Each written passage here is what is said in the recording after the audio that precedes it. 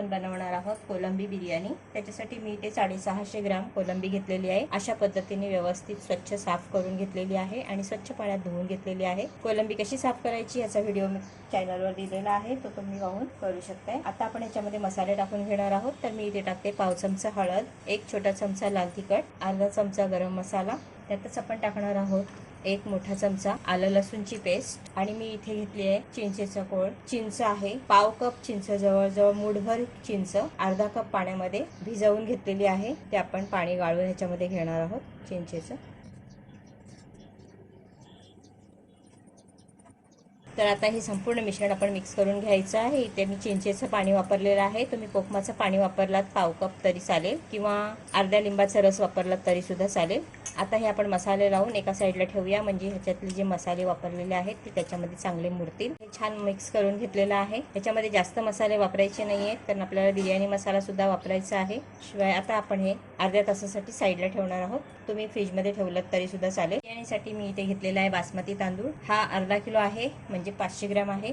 त्याच्यामध्ये पाणी टाकून आपण हा तांदूळ 2-3 पाण्यातून चांगलं स्वच्छ धुवून घ्यायचा आहे। तांदूळ मी स्वच्छ धुवून घेतलेला आहे। त्याच्यामध्ये आपण तांदळाच्या वरपर्यंत पाणी भरून घ्यायचं आहे, अर्धा इंच वरपर्यंत पाणी ठेवायचं आहे आणि तांदूळ हा 10 मिनिटं भिजवून घ्यायचा आहे। तर आता मी हे साईडला ठेवते। तांदूळ शिजवायच्यासाठी एका भांड्यामध्ये मी पाणी घेतलेलं आहे, त्याच्यामध्ये टाकायचे 4 लवंग, 1 दालचिनी, तेजपत्ता, 1 चमचा शहाजिरे, 1 चमचा तेल, अर्ध्या लिंबाचा रस आणि टाकणार आहे 2 टेबलस्पून मीठ, कारण की पाणी हे जे आहे ते गाळून जाणारे आहे, त्याच्यामुळे पाण्याचा खारटपणा निघून जाईल। आता ह्या पाण्याला छान उकळी काढून घ्यायची आहे। भिजवलेला तांदूळ मी गाळून घेतलेला आहे। तांदळाला छान उकळी आलेली आहे। गॅसची फ्लेम थोडीशी मंद करायची आहे, बारीक करायची आहे आणि तांदूळ टाकून घ्यायचे आहेत।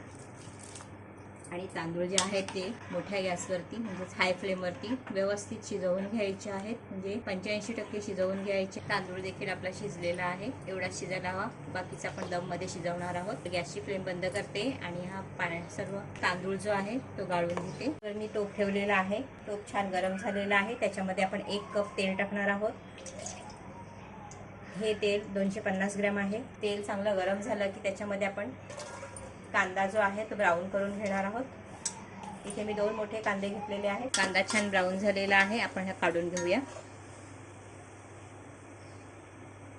तर ह्याच तेलामध्ये आपण टाकणार आहोत खडे मसाले। तर इथे मी घेतले 1 जावित्री, 2 दालचिनीचे तुकडे, 4 हिरव्या मिरच्या, 2 मसाला वेलची, 5 ते 6 लवंगा, 2 चक्री फूल। तुम्हाला हवं तर ह्याच्यामध्ये काळी मिरी सुद्धा वापरू शकते, मी काळी मिरी पावडर वापरणार आहे। व्यवस्थित परतवून घ्यायचंय। काही सेकंद परतवल्यानंतर त्याच्यामध्ये आपण टाकणार बारीक चिरलेले 2 मोठे कांदे। मऊ होईस्तोवर फास्ट गॅसवरती आपण व्यवस्थित कांदे तळून घेणार आहोत। कांदा छान मऊ झालेला आहे। आता आपण ह्याच्यामध्ये टाकून घेणार आहोत टोमॅटो प्युरी। इथे तुम्ही बारीक कापलेले टोमॅटो वापरले तरी चालेल। तर इथे मी 3 मोठे टोमॅटो मिक्सरमध्ये वाटून घेतलेले आहेत आणि त्याच्यामध्ये ऍड केलेले आहेत। हे 3 मोठे टोमॅटो 270 ग्रॅम होते। आता हे पण त्याच्यामध्ये व्यवस्थित शिजवून घ्यायचे आहे। 3 ते 4 मिनिटं झालेले आहेत। टोमॅटो पण आपले व्यवस्थित शिजलेले आहेत। त्यातच मी टाकणार आहे 2 मोठे चमचे आलं लसूणची पेस्ट। सवास जाईपर्यंत काही सेकंद आपण त्याच्याकडून फास्ट गॅसवरती शिजवून घेणार आहोत। आता आपण याच्यामध्ये मसाले ऍड करायचे आहेत। तर मी मोठा चमचा काश्मीरी लाल मिर्च पावडर, पाव चमचा हळद, अशी कोलंबीमध्ये सुद्धा आपण पाव चमचा हळद वापरलेला आहे, म्हणजे टोटल आपण अर्धा चमचा हळद वापरलेला आहे याच्यामध्ये। इथे मी टाकते 4 मोठे चमचे बिर्याणी मसाला, थोडासा मसाला मी ठेवते सजावटीसाठी, पाव चमचा काळी मिरी पावडर आणि 1 मोठा चमचा धणा पावडर। सर्व मिक्स करून घ्यायचं आहे। सर्व मसाल्यांचा जो एक अरोमा तयार झालेला आहे ना, आता आपण ह्याच्यामध्ये ऍड करणार आहोत कोलंबी। तर इथे मॅरिनेट केलेली कोलंबी आपण टाकणार आहोत। छान मिक्स करून घ्यायचे आहे। कोलंबीचं सुद्धा पाणी सुटतो, त्याच्यामुळे आपण ही कोलंबी अशीच शिजवून घ्यायची आहे। थोडं झाकण ठेवते, म्हणजे त्याच्यामध्ये जो पाणी सुटेल त्या पाण्यामध्येच ती कोलंबी व्यवस्थित शिजून निघेल। मसाले मिक्स करून झाले की त्याच्यामध्ये आपण टाकणार आहोत 3 ते 4 हिरव्या मिरच्या, थोडंसं ब्राऊन केलेला कांदा आणि टाकणार आहोत चवीप्रमाणे मीठ। व्यवस्थित मिक्स करून घ्यायचं आहे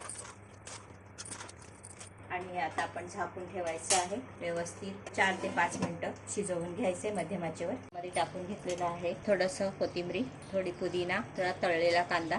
त्याच्यामध्ये आपण टाकणार आहोत हे शिजवलेलं भात, त्याची लेयर टाकून घ्यायची आहे। एकच लेअर बनवणार आहोत. खडे मसाले नको असतील तर काढून टाकू शकता. व्यवस्थित पसरवून घ्यायचे आहे. मी ते तांदळाचं गरम पाणी काढलेलं होतं 3 ते 4 चमचे, त्याच्यामध्ये केसरचे धागे टाकून घेतलेले आहेत. त्यातच आपण टाकणार आहोत केवडा वॉटर. त्याच्याने खूप चांगला सुगंध येतो. व्यवस्थित मिक्स करून आपण भातामध्ये टाकून घ्यायचं आहे. त्याच्यानंतर मी टाकणार आहे याच्यामध्ये तळलेला कांदा. त्याच्यावरती टाकणार आहोत थोडासा बिर्याणी मसाला जो आपण ठेवलेला होता साईडला तो. त्याच्यावरती जाणार पुदिना, बारीक चिरलेली कोथिंबीर. 5 मिनिटासाठी आपण मंद आचेवरती झाकून ठेवायचे. गॅसवर मी तडका पॅन ठेवलेला आहे. त्याच्यामध्ये आपण 2 ते 3 टेबलस्पून साजूक तूप टाकणार आहोत. त्यात टाकणार आहे मी तेजपत्ता.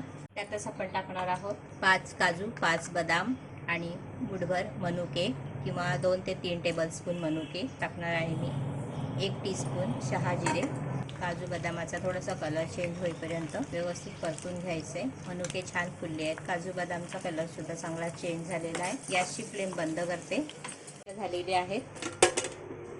आता हा जो बनवलेला आहे फ्राय केलेले ड्रायफ्रूट्स आणि तडका बनवलेला आहे फोडणी ती ह्याच्यावर टाकून घेणार आहोत. आणि आता आपण ह्याला झाकून ठेवायचं आहे मंद आचेवरती 10 मिनिटं. 10 मिनिटं झालेली आहेत आणि मस्त असा खमंग येतोय, छान सुवास दरवळतोय. मस्त. आता हे असंच मी ठेवून देते. गॅसची फ्लेम बंद करते आणि 5 ते 10 मिनिटं आपण असंच स्टीम होऊ द्यायचं. 10 मिनिटं झालेली आहेत. आता आपण थोडंसं पाहूया कसं झाले ते. वा, एकदम सरसरीत मस्त झालेलं आहे. सर्विंग प्लेटमध्ये काढून घेऊया.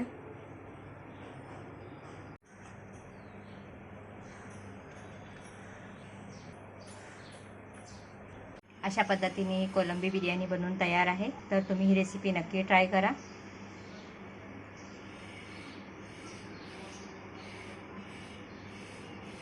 हे तुम्ही रायत्याबरोबर, सलाडबरोबर खाऊ शकता.